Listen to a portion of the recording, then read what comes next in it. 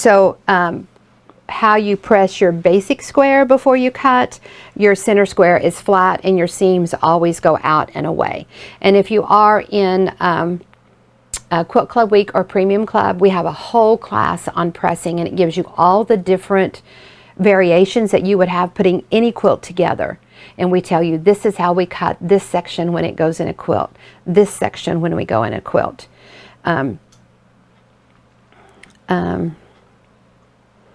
And I've talked, I don't want to go down a rabbit hole with this, but there are certain units that you have that you put together to make a quilt. I've talked about it like food. If you have flour, sugar, potatoes, you know, your basic staples, you can put it together and make anything.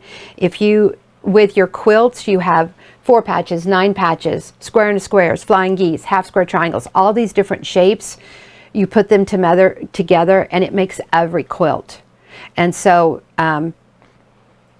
it's easy to know how to press a 4-patch, how to press this, how to press that. So go in and watch that video on that. But let's just look at a Firefly. Okay, now I like to, when you have multiple units coming together, I think it's great to press that seam open. Probably in the last 2 years, almost everything I do, I am pressing seams open.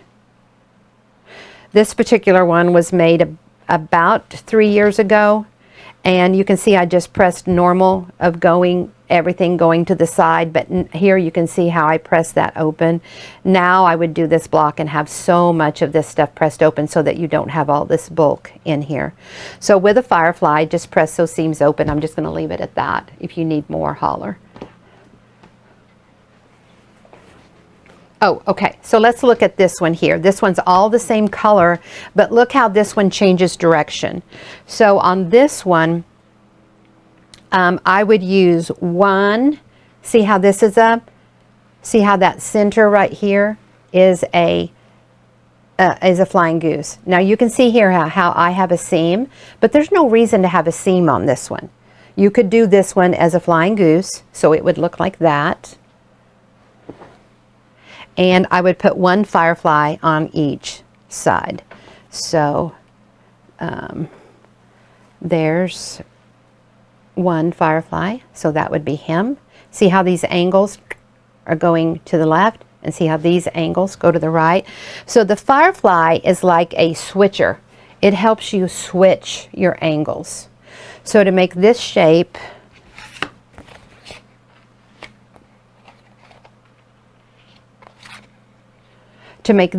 right here, where we have 2 going one direction and 2 going the other direction, I would do a flying goose Firefly, meaning that it's not cut the last time, and I would do a Firefly on each side.